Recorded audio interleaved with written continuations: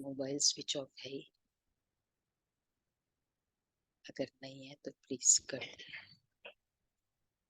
आज के दिन हमको केवल बाबा के साथ की फीलिंग।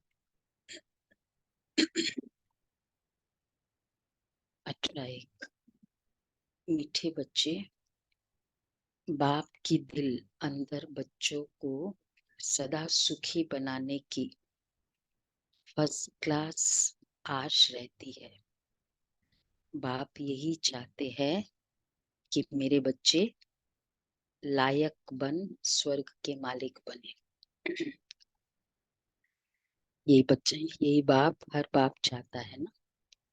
तो बाबा भी कहते मैं यही चाहता हूँ, लायक बन। हमेशा बोलते बाबा स्वर्ग के मालिक बने, पर अब लायक बन करके स्वर्ग के मालिक। ओम शांति। बच्चे जानते हैं अभी भगवान सम्मुख बैठकर हमको ज्ञान के गीत सुनाते हैं, वह ज्ञान की डांस कराते हैं। इस ज्ञान डांस से तुम देवताओं मुआफिक सदा सुखी और हर्षित रहेंगे।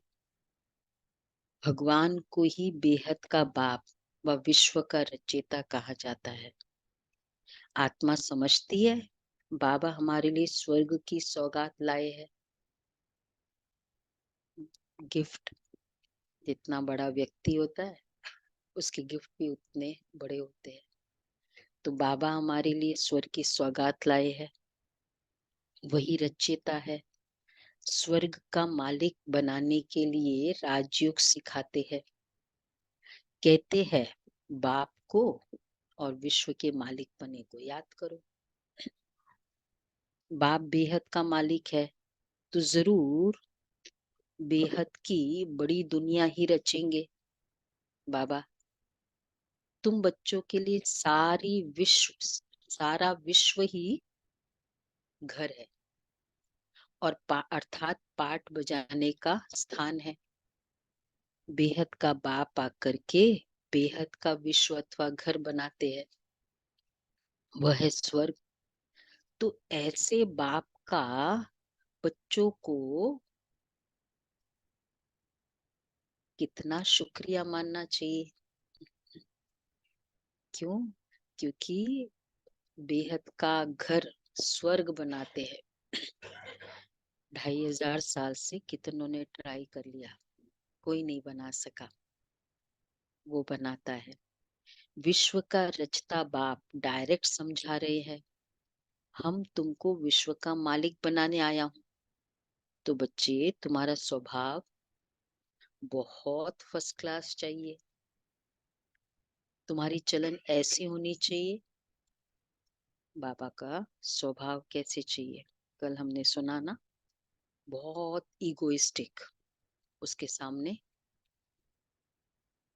ये तरीका होता है, स्वभाव फर्स्ट क्लास। तो तुम्हारी जितना इगोइस्टिक उतना हम्बल हम हो सकते हैं। इसको कहेंगे तुम्हारा स्वभाव बहुत फर्स्ट क्लास चाहिए। तुम्हारी चलन ऐसी होनी चाहिए जो सब कहे कि यह तो जैसे देवता है। देवताएं नामी ग्रामी है ना। कहते हैं इनका स्वभाव एकदम देवताई है। बिल्कुल मीठे शांत स्वभाव के है। तो ये अब देखो, कई बार संकल्प आता है कि दुनिया में ऐसे नहीं चलता, तो दुनिया वालों की तरह चले या श्रीमत अनुसार चले।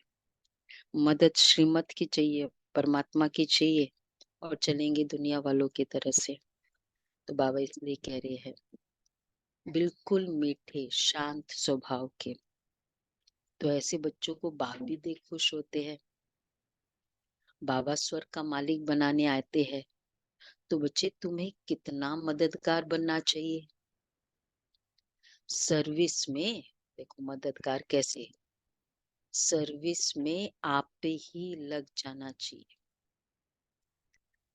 छोटी चेयर्स हो ना, वो इधर लग, ब्लैक कलर की चेयर्स ले आओ। सर्विस में आप पे ही लग जाना चाहिए।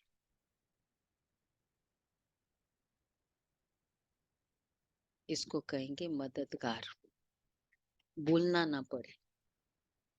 बाबा के ज्ञान की खासियत है, बोलना नहीं पड़ता, ऑफर करते हैं, इसलिए कार्य चलता है। ऐसे नहीं सर्विस में मैं थक गया हूँ। दूसरा, फुर्सत नहीं है। समय पर सब काम करने में कल्याण है। इसको कहेंगे फुर्सत नहीं, थक गया हूँ। और सर्विस करके भी नहीं सर्विस करके थकना, ये भी इंसल्ट है। सर्विस का प्रूफ नहीं है। तो बाबा कहते हैं वैसे अनुभव तो सबको है ही कि जैसे हम करते हैं तो और ही शक्ति मिलती रहती है, चाहे कितनी भी थकान हो। यज्ञ सर्विस का इजाफा देते शिव बाबा देते हैं। बाबा बच्चों की देवी चलन देखते हैं तो कुर्बान जाते हैं। तुम बच्चे इस पढ़ाई से कितनी ऊंची कमाई करते हो। तुम पद्मा पदम पति बनते हो। बाबा तुम्हें कितना धनवान बनाते हैं। बाप तुमको अखुट खजाने में ऐसा वजन करते हैं जो 21 जन्म साथ रहेगा। तोलते हैं बाबा अखुट खजाने में। वहां बच्चे दुख का नाम ही नहीं है। कभी अकाले मृत्यु नहीं होगा। मौत से कभी डरेंगे ही नहीं। यहाँ तो कितना डरते हैं, रोते हैं। सबसे डीप इनसाइड का फियर।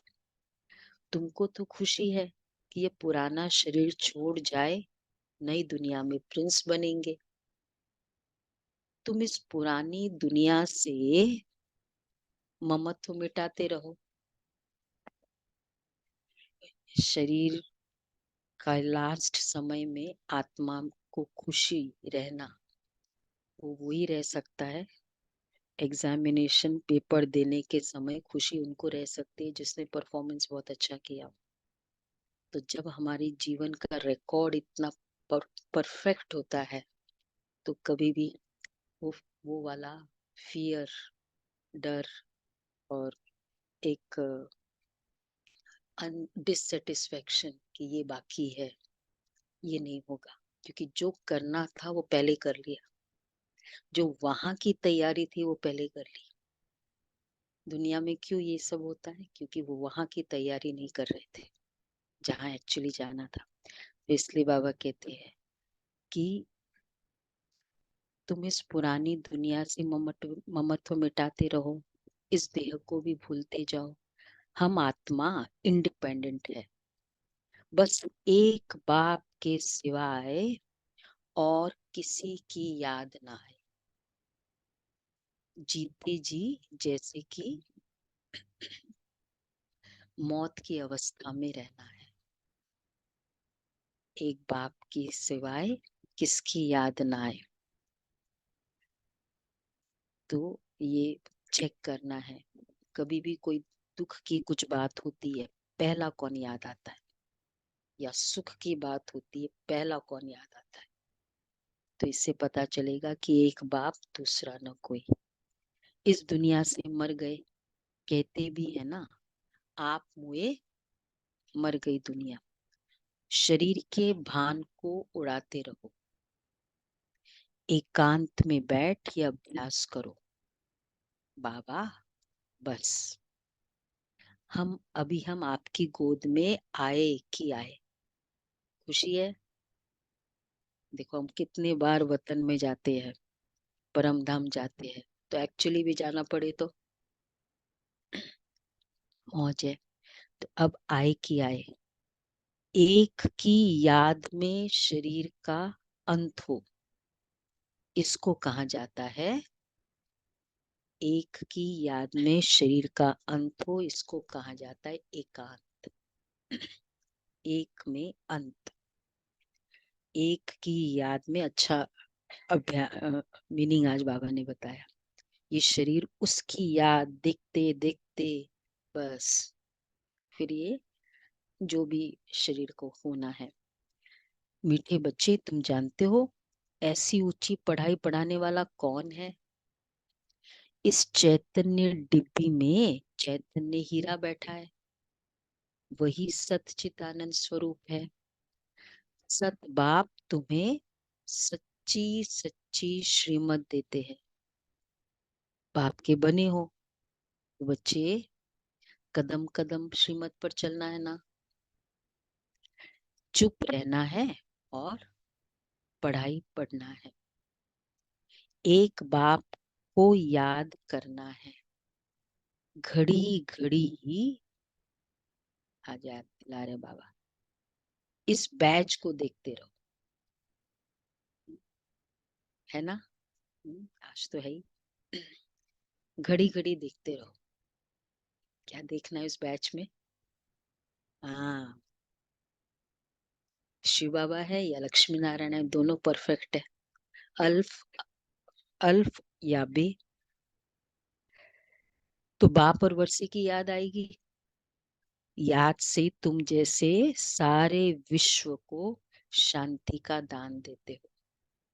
हर एक बच्चे को अपनी प्रजा भी बनानी है और फिर वारिस भी बनाने हैं। दोनों वारिस भी बनाओ, हमारे जैसे आप समान, कल बाबा ने कहा ना। तो वारिस भी बनाओ, प्रजा भी बनाओ। हाँ, मुरली कोई भी मिस नहीं करनी चाहिए। बाबा बहुत प्यार से समझाते हैं, मीठे बच्चे अपने पर रहम करो, कोई अवज्ञा नहीं करो, अपने पर रहम करो। जितना हम आज्ञा पर चलते हैं, एक्चुअली बाबा के सारे बातें अपने ऊपर, क्योंकि जैसे एक होता है स्वयं के लिए, लेकिन एक होता है इवन दूसरे के लिए, बच्चों के लिए। जो बाबा की आज्ञा अनुसार हम करते हैं, तो वो भी, कल मैं कहीं सुन रही थी कि इवन बच्चों में स्ट्रिक्ट होना, उनको अपने कल्चर के प्रति स्ट्रिक्ट होना कि भाई तुमको 5 मिनट पूजा में बैठना है, 5 मिनट उठते ही बाबा के पास बैठना है, गुड मॉर्निंग करना है। ये स्ट्रिक्टनेस होना भी उनके ऊपर रहम करना है। अपने ऊपर तो होना ही होता है, तो अपने ऊपर रहम करना। नहीं तो कंसेप्ट ये होता है ना, भाई हम तो करते हैं, ये तो मानते नहीं है। ये क्यों नहीं मानते? क्यों नहीं ऐसा कल्चर बनाया? क्यों इतने इंडिपेंडेंट कल्चर करी? तो बाबा जो कहते हैं अपने ऊपर रहम करो, ये भी रहम करना है। कोई अवज्ञा नहीं करो, क्योंकि बाद में उसका इफेक्ट किसको आना है? अगर वो अनकल्चर्ड होते हैं, जब मर्जी उठे जब मर्जी, उसका इफेक्ट किसको आ रहा है? इसलिए जो खुशबूदार फूल है वो खींचते हैं, जो जैसा है ऐसी सर्च लाइट लेने की कोशिश करते हैं। खुशबूदार गुणवान बच्चों को देख प्यार में खुशी में नैन गीले हो जाते हैं। बाबा अपनी बात बताते हैं। अच्छा, कुछ तकलीफ होती है तो बाबा तो बाबा सर्च लाइट देते हैं ऐसे बच्चों के लिए। बाबा समझाते हैं, मीठे बच्चे, तुम्हें इस पुरानी दुनिया में कोई भी आश नहीं रखनी है, कोई भी आशा नहीं रखनी है। अब तो एक ही श्रेष्ठ आश रखनी है कि हम तो चले सुखधाम। एक ही आशा, कहाँ भी ठहरना नहीं है, देखना नहीं है साइड सीन्स को, देखते हुए भी बुद्धि आगे की तरफ, आगे बढ़ते जाना है, एक तरफ ही देखते रहो, तब ही अचल अडोल स्थिर अवस्था होगी। अब ये पुरानी दुनिया खत्म होनी है, इसकी बाबा कह रहे हैं बहुत सीरियस हालत है। उस समय की बात है, बहुत सीरियस हालत है। इस समय सबसे अधिक गुस्सा प्रकृति को आता है, इसलिए सब खलास कर देती है। और प्रकृति का कनेक्शन पूरा वाइब्रेशन से है। सतोगुणी आत्मा, सतोगुणी प्रकृति। तो बाबा कहते हैं तमोगुणी आत्मा, प्रकृति भी तमोगुणी, सब खलास कर देती है। तुम जानते हो ये प्रकृति अभी अपना गुस्सा जोर से दिखाएगी, सारी पुरानी दुनिया को डुबो देगी। अर्थक्वेक में मकान आदि सब गिर पड़ेंगे, अनेक प्रकार से मौत होंगे। ये सब बच्चे क्या है, ड्रामा का प्लान बना हुआ है, मेरे लिए, हमारे लिए कल्याणकारी है। तुमने तो सब कुछ इंश्योर कर दिया है, कहीं भी कोई प्रॉब्लम होती है, चाहे गाड़ी में भी अगर इंश्योर्ड होती है तो क्या लगता है, कोई बात नहीं, वही इतना बड़ा इफेक्ट कुछ लगता नहीं। क्यों? क्योंकि मालूम है वैसा का वैसा मिल जाना है। तो जितना हम बाबा के यज्ञ में तन मन धन समय इंश्योर करते हैं, ये वाली निश्चिंता आती है, डर नहीं रहता। तो बाबा इसलिए कहते हैं, इसलिए तुम्हें किसी भी प्रकार की चिंता नहीं है, तुम्हारा सब कुछ सफल हो रहा है। देखना है सारी कैटेगरी हमारी सफल हो रही है, तन भी सफल हो रहा है, मन भी हो रहा है, धन भी हो रहा है, समय भी हो रहा है, संबंध भी हो रहे हैं। जिस जिस जगह हमारा ये कंट्रीब्यूशन जाएगा इन सब का, अकॉर्डिंगली डिसाइड होगा कि सफल हो रहा है या स्पेंड हो रहा है। सफल होना मतलब इन्वेस्ट होना, स्पेंड होना मतलब यूज होना। अब अब तुम कहेंगे वाह सदगुरु वाह, जिसने हमको ये रास्ता बताया, वाह तकदीर वाह, वाह ड्रामा वाह। तुम्हारे दिल से निकलता है, किसका बज रहा है?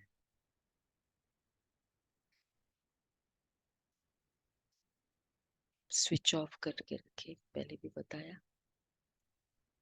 तो बाबा कहते हैं, बाबा तुम्हारे दिल से निकलता है शुक्रिया बाबा, आपका जो हमारे 2 मुट्ठी चावल लेकर हमें सेफ्टी से भविष्य में 100 गुना रिटर्न देते हो। लेते क्या हो, परंतु इसमें भी बच्चों की बड़ी विशाल बुद्धि चाहिए। बच्चों को अथाह धन का खजाना मिलता रहता है, तो अपार खुशी होनी चाहिए ना। जितना हृदय शुद्ध होगा तो औरों को भी शुद्ध बनाएंगे, और बाकी और भी शुद्ध होने की प्रेरणा लेते हैं। खुद सरल होता है ना, तो लोग भी सरलता से बात करते हैं। खुद कॉम्प्लेक्स होता है तो आगे वाला भी जनरली होता है। तो बाबा कहते हैं योग की स्थिति से ही हृदय शुद्ध बनता है। तुम बच्चों को योगी बनाने का शौक चाहिए। बाबा कहते हैं योगी बनाने का शौक होना चाहिए। अगर देह में मोह है, देह अभिमान रहता है, तो समझो समझो हमारी अवस्था कच्ची है। अगर देह अभिमान रहता है तो देही अभिमानी बच्चे ही सच्चा डायमंड बनते हैं।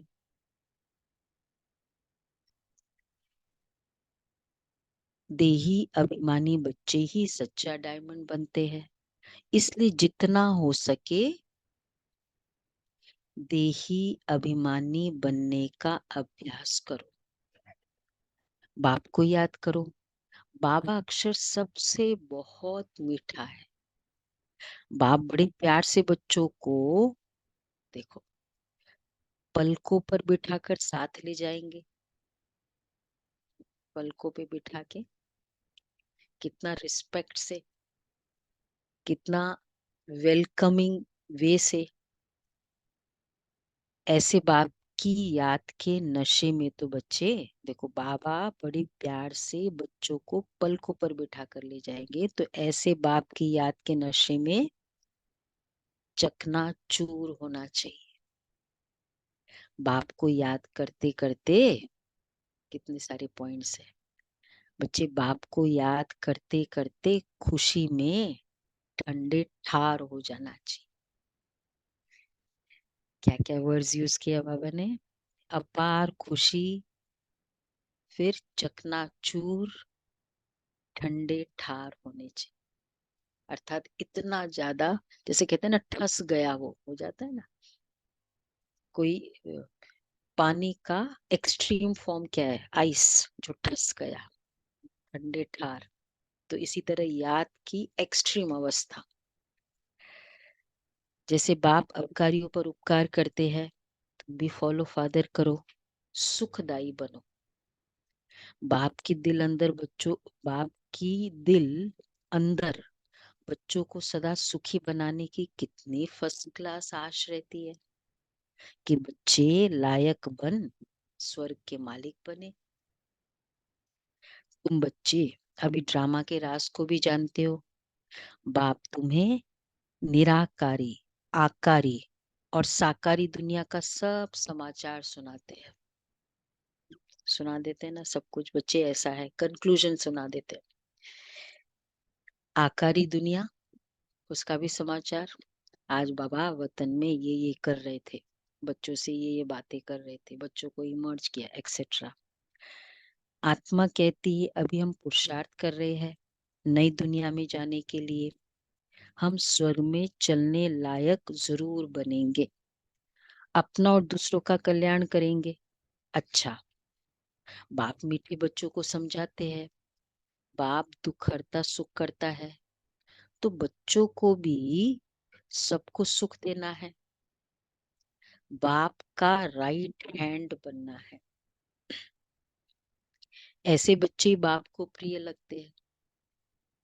साकार बाबा का सब हम इतने सारे इंसिडेंट सुनते हैं, कितने सारे, कितनों के साथ।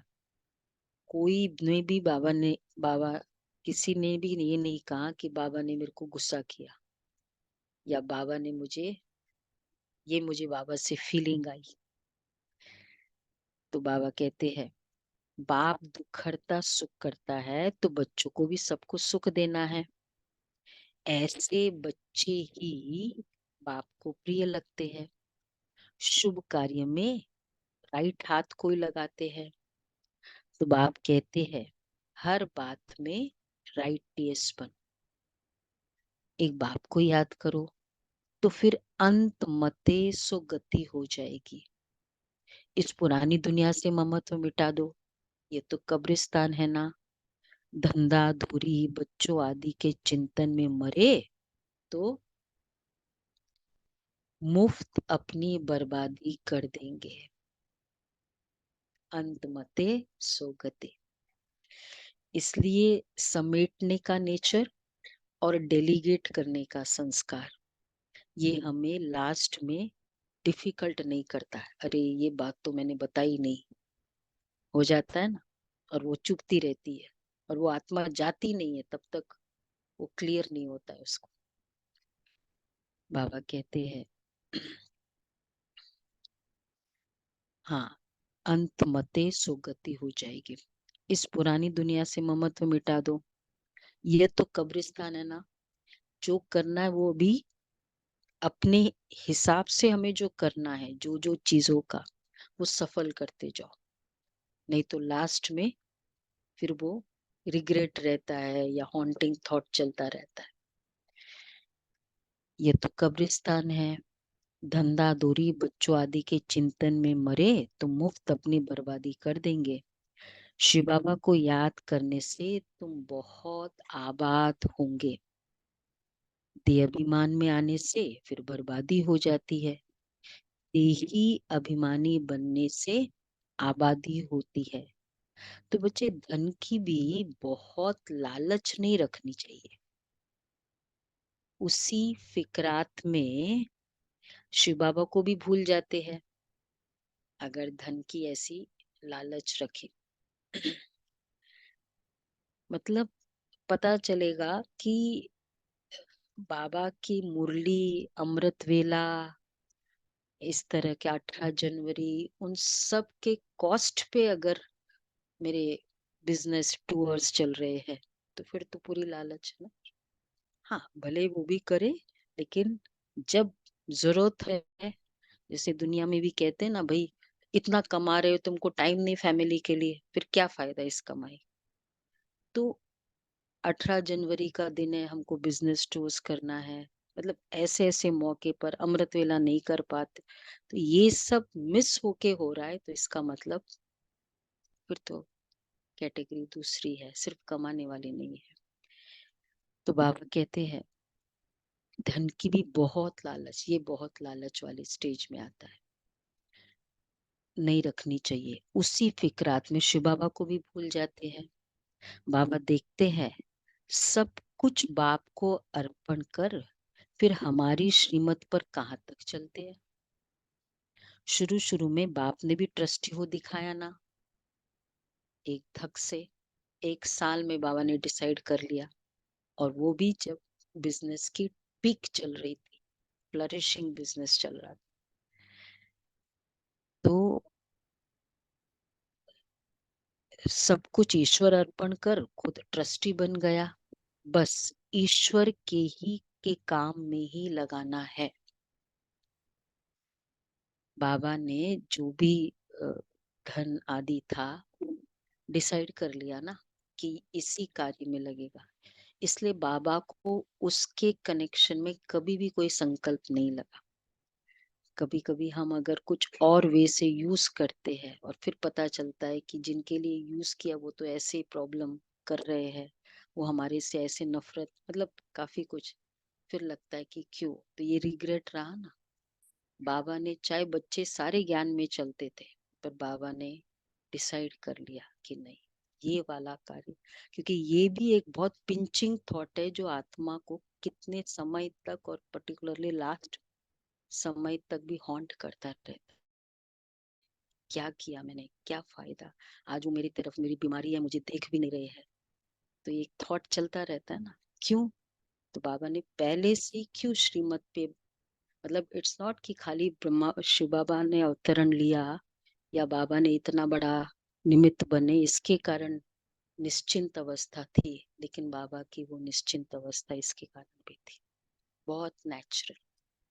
बाबा की फोटोज बहुत अच्छे से लगाए हुए है, जरूर देखना अच्छे से, कितना बाबा आराम से, बाबा की वो जैसे फेमस पोज हो गई, एक प्रेरणास्पद लेटा हुआ भी पोज हो गया, प्रेरणास्पद निश्चिंत अवस्था। तो बाबा कहते सब कुछ ईश्वर अर्पण कर खुद ट्रस्टी बन गया, बस ईश्वर के काम में ही लगाना है, विघ्नों से कभी डरना नहीं चाहिए, जहां तक हो सके सर्विस में अपना सब कुछ सफल करना है, ईश्वर अर्पण कर ट्रस्टी बन रहना है। अच्छा, अव्यक्त महावाक्य रिवाइज डेट है 15/4/74। क्या सभी उन्नति की ओर बढ़ते जा रहे हो? सदा लगन में मगन और विघ्न विनाशक, ये दोनों निशानियां क्या अनुभव में आ रही है? विघ्न विनाशक बनने के बजाय विघ्नों को देख अपनी स्टेज से नीचे तो नहीं आ जाते हैं? क्या अनेक प्रकार के आए हुए तूफान आपकी बुद्धि में तूफान तो पैदा नहीं करते हैं? एक है बाहरी तूफान और एक है अंदर का तूफान। तो बाबा कहते हैं एक्चुअली यही होता है, ज्ञान नहीं होता है या कम है तो बाहर प्रॉब्लम चल रही है और उसके डिस्कशन करते करते ब्लेम आपस में करते हैं। वो कहते हैं बच्चे ने ऐसा किया तुम कारण हो, वो कहता है तुम कारण हो। आप अपने ही तूफान खड़े कर देते हैं ना उस इश्यू में। होना क्या चाहिए था, वो तूफान को लड़ना था, और ये तूफान, और फिर दूसरा फिर संकल्पों का तूफान और ज्यादा। तो बाबा इसलिए कह रहे हैं, क्या अनेक प्रकार के आए हो तूफान आपकी बुद्धि में तूफान तो पैदा नहीं करते हैं। जैसे कोई के द्वारा तोहफा मिलता है तो बुद्धि में हलचल नहीं होती है बल्कि उल्लास होता है, इसी प्रकार आए हुए तूफान उल्लास बढ़ाते हैं या हलचल बढ़ाते हैं। तूफान तोहफा फील हो कि आज ये परिस्थिति आई तो चलो बहुत याद हुई, बाबा से मेरा बहुत निकटता की फीलिंग हो गई।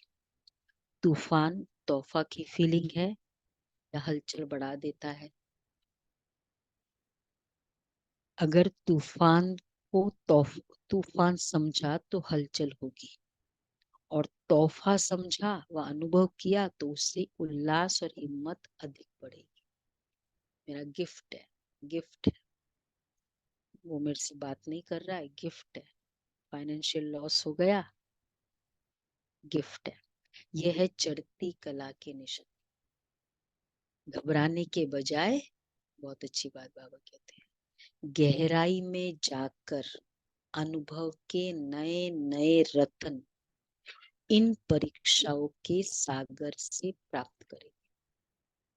घबराने के बजाय गहराई में जाओ, क्या बात है, क्या रूट कॉज क्या है, अगर आई भी है तो ये प्रॉब्लम।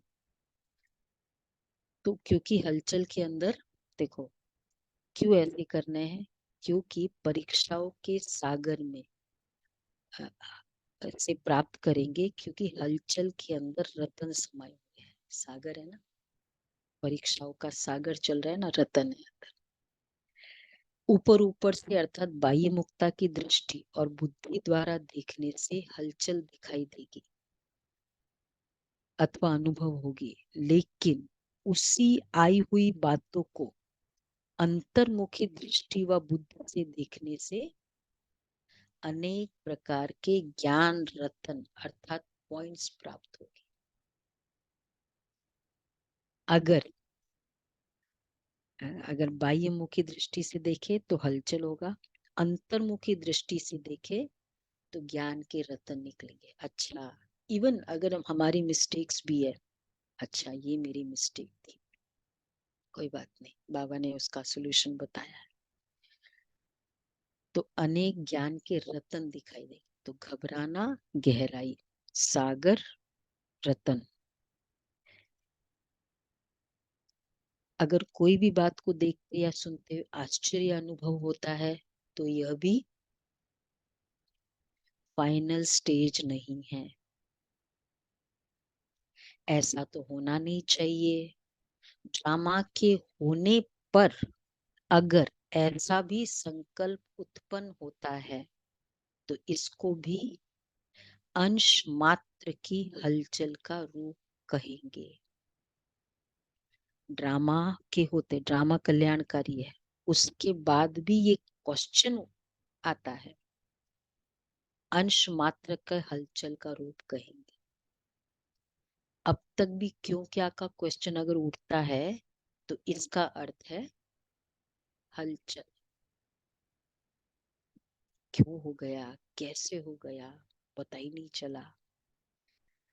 जितना विघ्न आना आवश्यक है उतना विघ्न विनाशक स्थिति में रहना, यही हर्षित रहने का साधन है। नथिंग न्यू, यह है फाइनल स्टेज। नथिंग न्यू मतलब कुछ भी लगे ही नहीं नया है। बाबा कहते हैं आश्चर्य होना ये भी हलचल की निशानी। तो आश्चर्य इज इक्वल टू हलचल, और ऐसा होना तो नहीं चाहिए, ये ड्रामा के ऊपर क्वेश्चन करना, ये भी हलचल। और तीसरा है nothing new, means final stage, बहुत बार हो चुका है। तो इसलिए, और फोर्थ है जितना विघ्न आना आवश्यक है उतना विघ्न विनाशक स्थिति में रहना। विघ्न आया, बहुत अच्छा पुरुषार्थ कर रहे थे कि आया, विघ्न आया है, मतलब मेरी विघ्न विनाशक की स्थिति एक्टिवेट कराना है, करना है। तो बाबा ने कहा है कि तुम्हारी उपस्थिति जहाँ होगी वहां के विघ्न स्वतः ही विनाश हो जाएंगे। ये हमारी विघ्न विनाशक स्थिति है। तो नथिंग न्यू, यह है फाइनल स्टेज। यदि कोई भी हलचल का कर्तव्य करते हो, वह पाठ बजाते हो, तो सागर समान ऊपर से हलचल भले ही दिखाई दे रही हो, अर्थात चाहे कर्मेंद्र के हलचल में आ रहे हो, लेकिन स्थिति नथिंग न्यू की है। मतलब ठीक है, ऊपर जाना है, आना है, बोलना है, लेकिन स्थिति नथिंग न्यू की है। एकाग्र, एक रस, एकांत, अर्थात एक रचयिता और रचना के अंत को जानने वाले। एकाग्र, एक रस, एकांत। कालदर्शी की स्टेज पर आराम से शांति की स्टेज पर स्थित है, या कर्मेंद्रियों की हलचल आंतरिक स्टेज को भी हिला देती है, बोल रहे बाबा। कालदर्शी की स्टेज पर आराम से बैठे हैं शांति की स्टेज पर, या कर्मेंद्रियों की हलचल आंतरिक स्टेज को हिला देती है। एक्चुअली जैसे ये स्टेज पे हम बैठे हैं, अगर बेस हिल रहा है तो ये भी हिलेगा। तो मेरी शांति का बेस है, सब ठीक चल रहा है, तो वो हिलेगा, ये भी हिलेगा। ये बाबा कह रहे हैं। जब प्रकृति, तो जब स्थूल सागर दोनों ही रूप दिखाता है, तो क्या मास्टर ज्ञान सागर ऐसा रूप नहीं दिखा सकते? ये प्रकृति ने पुरुष से कॉपी की है। आप तो पुरुषोत्तम होना। जब प्रकृति अपनी क्वालिफिकेशन दिखा सकती है, तो क्या वह पुरुषोत्तम नहीं दिखा सकते? तो एक रस, एकांत। मम्मा दिल्ली वाले स्टेशन पे, मम्मा को गाड़ी में बैठना था, दिल्ली दिल्ली में आई हुई थी। दिल्ली वाली फिर स्टेशन रेलवे पे जैसे पहुंचाने जाते हैं, तो गए। मम्मा दृष्टि दे रही थी एक एक को, मुस्कुरा रही थी। गार्ड ने सीटी बजाई, तो मतलब अब तैयार हो जाओ, अंदर जाए। मम्मा करती जा रही थी कंटिन्यूस। भाई साहब ने सुनाया ये बात। फिर गार्ड ने सेकंड सीटी बजाई, हरी झंडी दिखा दी। तब तब भी भाई साहब ने कहा, रिजवान भाई साहब ने, कि मम्मा गाड़ी जाने वाली है। मम्मा बिल्कुल देख नहीं रही है, दृष्टि देती जा रही है और सबसे मिल रही है। सीटी देकर टाइम भी हो गया, पूरी दृष्टि कंप्लीट हुई। और फिर वो तो उस समय के कोच भी ऐसा थोड़ी कनेक्टेड थे, धीरे धीरे अपनी कोच की तरफ गई, बैठी, हरी झंडी होने के बाद सब कुछ, और फिर चली गाड़ी। हलचल की एक्सट्रीम स्टेज। बाकी जगह चलो नहीं भी होती है, इसमें तो सबकी हो ही जाएगी ना।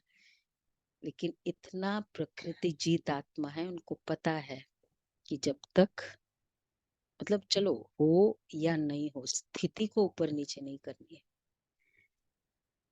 तो अभी समय अति की तरफ बढ़ रहा है, सब तरफ अति दिखाई पड़ रही है, अंत की निशानी अति है। तो जैसे प्रकृति समाप्ति की तरफ अति में जा रही है, वैसे ही संपन्न बनने वाली आत्माओं के सामने अब परीक्षाएं व विघ्न भी अति के रूप में आएंगे।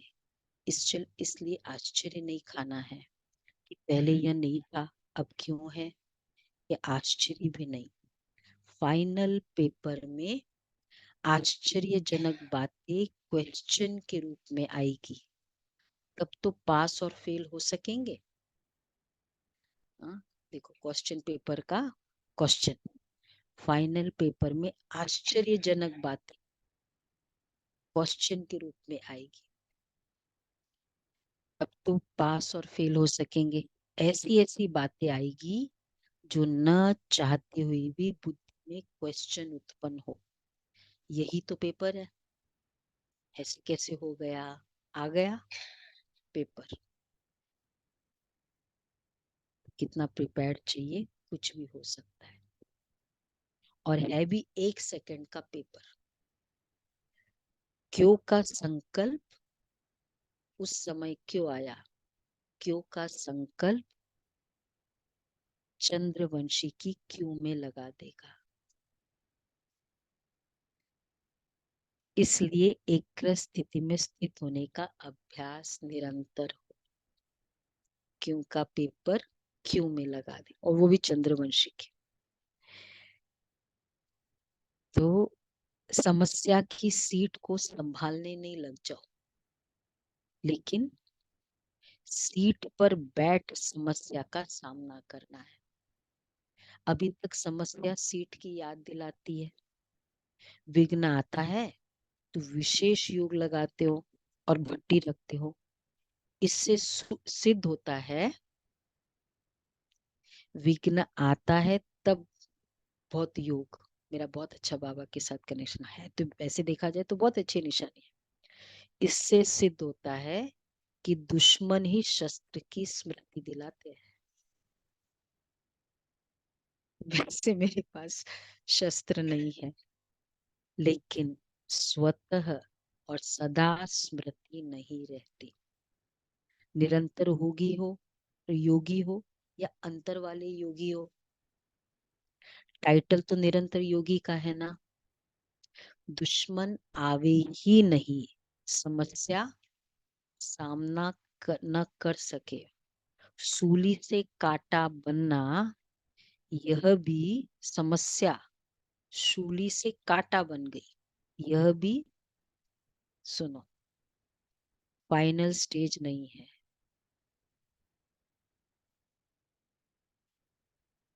बहुत बड़ी थी, अब इतनी छोटी हो गई, ये भी फाइनल स्टेज नहीं है। समस्या लगे ही नहीं, सूली से काटा बने, उसके बजाय कांटे को योगाग्नि से दूर ही भस्म कर दे। कांटा लगे और फिर निकालो, ये फाइनल स्टेज नहीं। कांटे को अपनी संपूर्ण स्टेज से समाप्त कर देना, यह है फाइनल स्टेज। ऐसा लक्ष्य रखते हुए अपनी स्टेज को आगे चढ़ती कला की तरफ बढ़ाते चलो। बड़ी बात को छोटा अनुभव करना। इस स्टेज तक नंबरवार यथाशक्ति पहुंचे हैं। देखो फाइनल स्टेज कौन कौन सी है। फर्स्ट, आश्चर्य नहीं होना। अगर आश्चर्य भी हुआ, फाइनल स्टेज नहीं। और दूसरा, समस्या काटा भी लगे, फाइनल स्टेज नहीं। लेकिन कांटे को अपनी संपूर्ण स्थिति से समाप्त कर देना, यह है फाइनल स्टेज। है ही नहीं कुछ। बाबा विश्व किशोर दादा शरीर छोड़ दिया, जो बाबा के सबसे राइट हैंड, और नेक्स्ट मिनट बाबा संपूर्ण नष्ट हुआ। मुझे फोटोज भी मत दिखाओ, मुझे फोटोज भी नहीं देखनी है। समस्या का कितना हम चिंतन करते हैं ना, कभी कभी उस चीज को देखते रहते हैं, याद करते रहते हैं, फिर कहते बहुत दुखी है, बहुत प्रॉब्लम। समवेयर हमारी बहुत कंट्रीब्यूशन होती है। बाबा इसलिए कहते हैं बड़ी बात को छोटा अनुभव करना, इस स्टेज तक नंबरवार यथाशक्ति पहुंचे है। अब पहुंचना वहां तक है कि जो अंश और वंश भी समाप्त हो जाए। आप सभी हिम्मत, उल्लास और सर्व के सहयोगी सदा रहते हुए चल रहे हो ना। कलयुगी दुनिया को समाप्त करने के लिए व परिवर्तन करने के लिए, माया को विदाई देने के लिए संगठन अर्थात घेराव डाला हुआ है ना। मजबूत घेराव डाला हुआ है या बीच बीच में कोई ढीले हो जाते हैं अथवा थक जाते हैं या चलते चलते रुक जाते हैं। दुनिया को समाप्त करने के लिए, किसी को विदाई देने के लिए वो हाथ पकड़ते ना, आए नहीं, वो अंदर आए नहीं, न आगे बढ़ तो रुक जाते हो, थक जाते या चलते चलते रुक जाते हैं। एक ही संकल्प में स्थिति रही, एक ही विघ्न में रही, वो तो विघ्न वाली स्टेज है। वही विघ्न मुझे याद आता है। दूसरा है आगे नहीं बढ़ रहे हैं, कोई विघ्न भी नहीं है लेकिन स्थिति वहां की वहां है, वो भी रुकना हुआ। ये नहीं कि मुझे कोई प्रॉब्लम नहीं फील हो रही है, पर स्थिति आगे भी नहीं बढ़ रही है, न्यूट्रल पे गाड़ी है।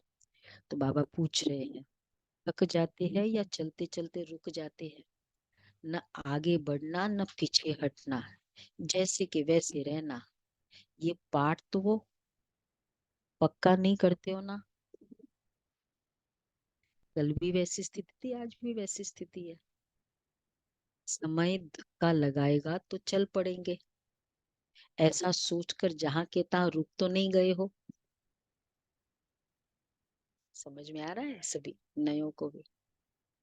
समय का धक्का लगा, उस वो बात आई और वो मुझे एकदम, फिर मेरा योग बहुत अच्छा लगने लगा। ये है समय का धक्का लगना। तो बाबा कहते हैं, ऐसा सोचकर जहां के तहां रुक तो नहीं गए हो। फिर वो क्या होगा, जब धक्का स्टॉप हो जाएगा ना, तो गाड़ी भी स्टॉप हो जाएगी, क्योंकि धक्के से चल रही है।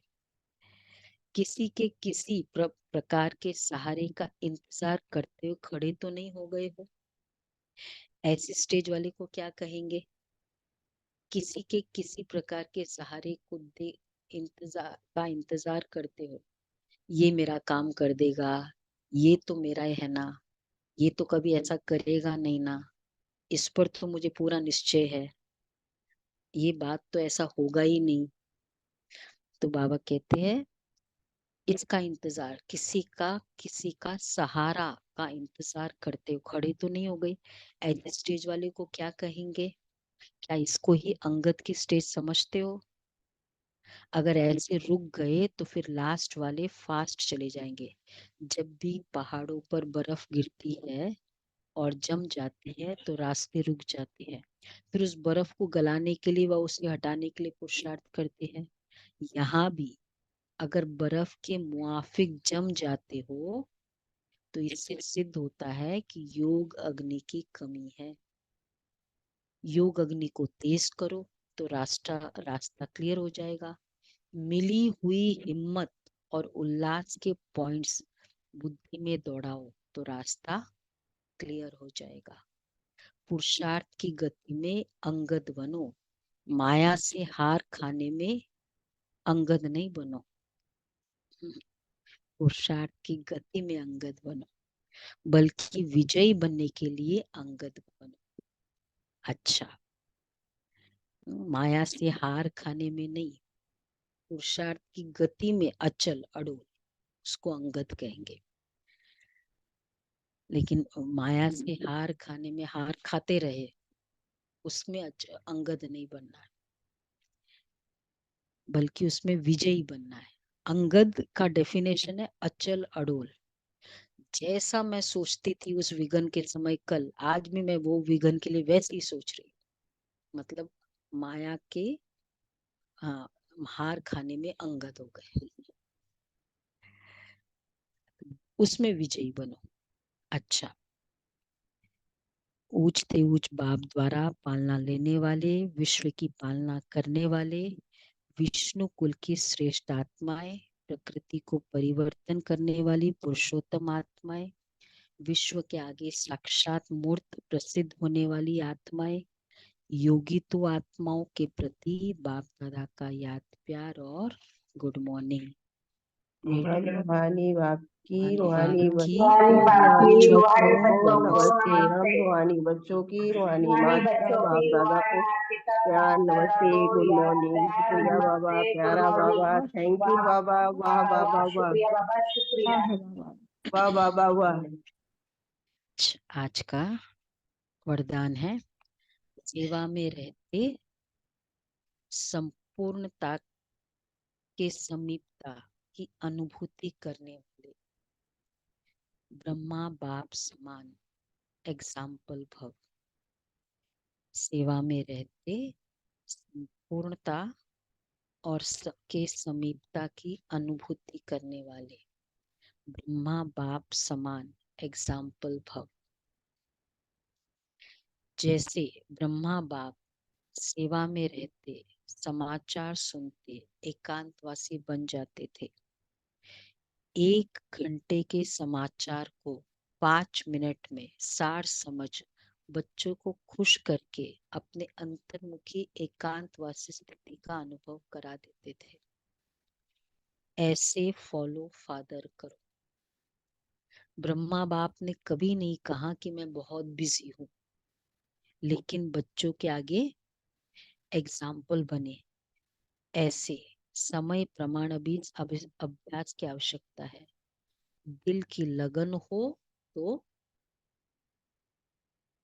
समय निकल आएगा। अगर दिल की लगन है, कोई बिजी कोई नहीं होता है।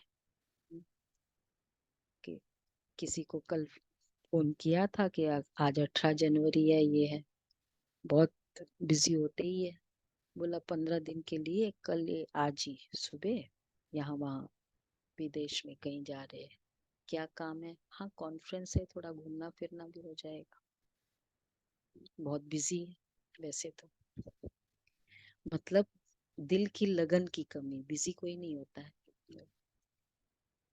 और वो भी वर्किंग डेज में, ये भी नहीं कि चलो वीकेंड्स है या 31 है। तो बाबा इसलिए कहते हैं बिजी कोई नहीं। स्लोगन है, देखो बहुत इंपॉर्टेंट है ना, दिल की लगन हो तो समय निकल आएगा। ये अंडरलाइन करो।